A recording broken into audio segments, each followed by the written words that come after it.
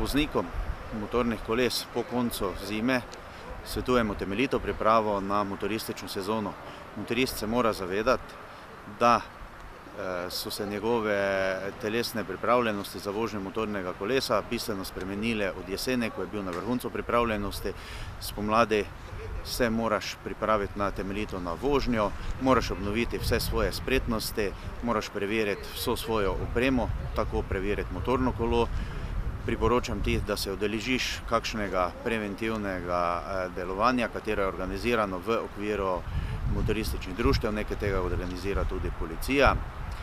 Tam na poligonu preveriš svoje sposobnosti, se privadiš spet na svoj motor. Zelo pomembno za motorista je, da znaš obvladati svoj motor, kajti od motorja do motorja je povsem odvisno, kakšne vozne lastnosti ima. Moraš opraviti določene vaje, kot je vožnja v slalomu, vožnja v krogu, kjer se ponazarja vožnja skozi ovinek, vožnja v slalomu, kjer se ponazarja obvladovanje motorja, hitre reakcije in pa ne nazadnje tudi zaviranje in izogibanje oviram. Pred vožnjo z motorjem zmeraj preveri tako pritisk v pnevmatikah, tlak v pnevmatikah, ta naj bo ustrezen, vse svetlobne telesa in ne nazadnje tudi vso opremo motoristično. Čelada mora biti tista, katera se mora lepo prilegati, vizir mora biti očiščen, vkolikor je podrsan, ga je potrebno zamenjati.